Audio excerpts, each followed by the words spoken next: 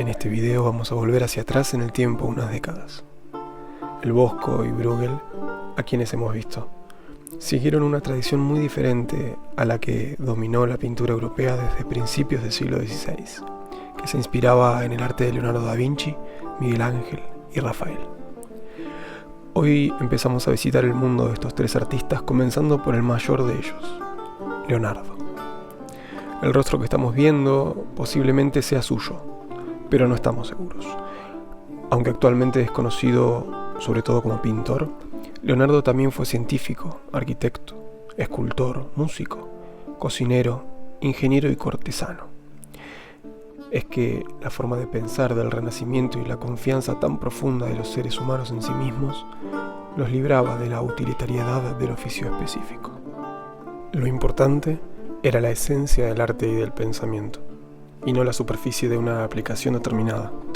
Es decir, por poner un ejemplo, Leonardo era un hombre de su tiempo, un artista, un creativo. No podemos decir que fuese específicamente un pintor, aunque claro que era excelente. Era mucho más que eso. Leonardo es una figura paradigmática del Renacimiento. Nació en Vinci, en Toscana, en 1452 y se formó en Florencia. Su arte y su cultura son consecuencia de la vida cultural de esa ciudad. Una carta fechada en 1501 y dirigida a Isabel de Este, marquesa de Mantua y gran mecenas de las artes, dice lo siguiente sobre Leonardo da Vinci. En definitiva, sus experimentos matemáticos le han distraído tanto de la pintura que no puede padecer el pincel. En Mantua se destacó por un retrato que le hizo a Isabel, pero en Venecia se presentó como ingeniero militar y en Florencia se dedicó a diversos proyectos urbanísticos. En esos años Leonardo atendía con desgana los encargos pictóricos. Y es que Leonardo da Vinci fue un gran artista del Renacimiento, un visionario de la ciencia, un creativo. En 1513 se fue a Roma con la intención de trabajar para el Papa León X, pero la figura en aquel momento será Rafael. Mientras que Leonardo era considerado un filósofo quimérico, un inestable. Experimentó un periodo de desaprobación pública a causa de la incomprensión generalizada, hasta que en 1516 aceptó una invitación de Francisco I de Francia. En resumen, trabajó para la corte de los Medici y también durante muchos años en Milán, donde el duque Ludovico Sforza lo contrató como ingeniero militar y como artista, y al final de su vida fue llamado a Francia por el rey Francisco I, en donde hizo de todo. Murió ahí en Francia en 1519. El interés de Leonardo por el arte y por la ciencia no podía separarse. En esta imagen parcial de un dibujo suyo vemos dos estudios de la forma en que una corriente de agua se comporta cuando es interrumpida por un objeto extraño. En la parte de abajo, lo que sucede cuando el agua cae desde cierta altura a un pozo. La intención del artista no es reflejar algo lindo o interesante que ha visto, sino comprender cómo se comporta el agua. La diferencia es importante, ¿eh? No busca crear una foto, busca el conocimiento. Su herramienta para ello es el dibujo. Leonardo hizo muchos estudios similares del cuerpo humano y de otros motivos. Como ya dijimos, la pintura fue una de las muchas dedicaciones de Leonardo. Conservamos solo 13 cuadros suyos, según se acepten o no incluso algunas atribuciones, y varios de ellos están inconclusos o dañados. Pero a pesar de tan poca obra, Leonardo es uno de los pintores más influyentes de toda la historia del arte. En él, más que en ningún otro artista, vemos la transformación de la pintura renacentista a partir de finales del siglo XV. Como hemos visto, hasta ese entonces varias generaciones de artistas buscaron acercarse a la monumentalidad, la armonía y el aparente realismo del arte de la antigüedad. Aquí vemos la Última Cena, que Leonardo empezó a pintar sobre una pared del convento de Santa María de la Gracia en Milán, hacia 1495. Todavía se encuentra ahí, pero muy deteriorada, debido a la técnica experimental que usó Leonardo. Lo que aún podemos contemplar de la obra es suficiente para ver que Leonardo da Vinci por primera vez consiguió rivalizar con el arte clásico. Sus figuras son monumentales y sus movimientos y expresiones nos parecen plausibles. Podemos creer que son reales. Veamos en esta imagen algunas características de la pintura de Leonardo, quizás la más importante, su capacidad para dotar de expresión a las figuras. Desde la antigüedad, uno de los objetivos de los artistas había sido conseguir representar los sentimientos de las personas de forma convincente. En unas largas notas escritas por Leonardo, que fueron recopiladas tras su muerte y publicadas como el famoso Tratado de Pintura, él escribió que un artista debía representar la apariencia de las personas y las intenciones de sus almas. En este cuadro vemos el esfuerzo que dedicó a ese objetivo.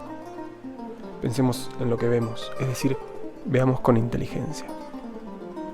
Cristo acaba de decirles a sus discípulos que uno de ellos lo va a traicionar, lo que llevará a su crucifixión. Cristo parece triste pero sereno. Las demás figuras reaccionan de forma diferente. Los cuadros anteriores de este tema solían ser solemnes, silenciosos. Acá no, por el contrario, vemos una escena dramática que se presta a representar una paleta de sentimientos muy amplia. Algunas figuras reaccionan asombradas, otras se enojan. Algunos apóstoles como pidiendo una explicación a otros ante lo que parece imposible. A la izquierda de la mesa, una figura se levanta. No parece creer lo que está oyendo y se acerca para cerciorarse. No muy lejos, Judas levanta la cabeza y con el gesto de sus manos parece negar algo. Se siente identificado.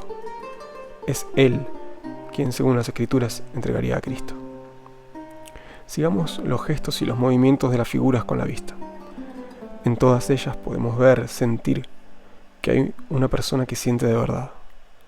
Este cuadro se hizo famoso muy pronto y se hicieron muchas copias de él. Durante siglos, los pintores europeos aprendieron a pintar expresiones utilizando copias de la Última Cena, como este grabado. Se hizo más de 100 años después del original, hacia 1615, por un grabador que trabajó para Rubens. Las expresiones de las figuras parecen algo exageradas, pero nos sirven para apreciar las cualidades del original dañado. Las reacciones de los apóstoles a la noticia de la traición a Cristo tienen algo de arquetípico. Cada uno de ellos es un paradigma de un estado psicológico.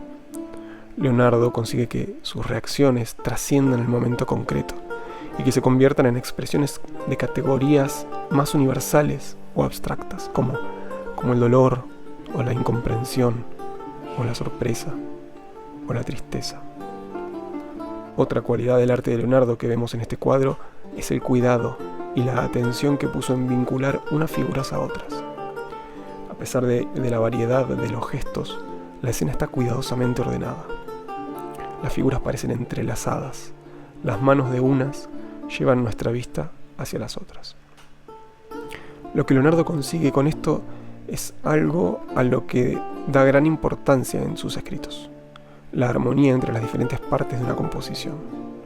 Sería extraño hablar de Leonardo y no hacerlo de la Mona Lisa, que quizás sea el cuadro más conocido, más famoso del mundo. Pero lo vamos a hacer solo muy brevemente y de forma tangencial. Lo más interesante de este cuadro para mí es justamente su fama. Es un retrato que obviamente tiene cualidades. Leonardo escribió que el arte era una cosa mental. En la Mona Lisa, la famosa sonrisa de la mujer me hace pensar en el instante exacto en que alguien está comenzando a sonreír, pero aún no se ha dibujado por completo esa sonrisa en su rostro. Como si se tratase de la intimidad del momento, del nacimiento de esa sonrisa. Su relación con el entorno nebuloso constituyen en sí una imagen poética. Son una manifestación de una idea y no una simple representación de lo que el pintor tenía delante. Pero seguramente esta no es la razón por la cual todas esas personas acuden a ver el cuadro. Más bien lo hacen porque se ha convertido en una atracción turística, como la Muralla China o la Torre Eiffel. Es algo que debemos ver. La fama de una obra de arte condiciona nuestra mirada. En cierto modo, dificulta su contemplación y existe también un problema práctico. Es imposible contemplar debidamente una obra de arte del tamaño de este cuadro desde la distancia que imponen las barreras de seguridad. El fenómeno de la Mona Lisa es una señal de nuestros tiempos. Vamos a terminar este video con otro retrato de Leonardo, también famoso, pero no tanto como la Mona Lisa. A mí me parece un cuadro más hermoso. Se llama La Dama del Arminio y representa a una amante de Ludovico Sforza, el duque de Milán para el que trabajó Leonardo. El cuadro se pintó hacia 1490. En sus notas, Leonardo escribió que buscaba pintar la belleza y la gracia. Son dos conceptos complejos y sería difícil saber a qué se refería con ello si no conociésemos sus cuadros. Pero este retrato nos ayuda a entenderlo. Para Leonardo, la belleza existe en las formas ideales, en sus proporciones, a las que tienden las formas que encontramos en la naturaleza. En este cuadro vemos cómo transforma la cabeza, o un hombro, o la nariz de la mujer, o sus manos. En lugar de mostrar las pequeñas imperfecciones o accidentes que existen en la realidad, todas estas partes de la anatomía de la mujer tienden hacia algo más abstracto y perfecto. Esas formas perfectas constituyen el ideal de belleza de Leonardo. Otro aspecto importante de su ideal de belleza ya lo mencionamos al ver la última cena. Lo volvemos a ver acá. Las partes de este cuadro se relacionan unas con otras para formar un todo armónico. Miremos la relación de la cara del arminio con las manos y la cara de la mujer, por ejemplo. Unas formas se hacen eco de las otras, y la relación entre las partes da coherencia al conjunto. Dijimos antes que para Leonardo pintar la idea de gracia era otro de los objetivos. Bueno, ¿qué es la gracia? Según uno de los libros más conocidos de la época, El cortesano, de Baldassare Castiglione, la gracia la tenían quienes conseguían ser refinados sin esfuerzo aparente.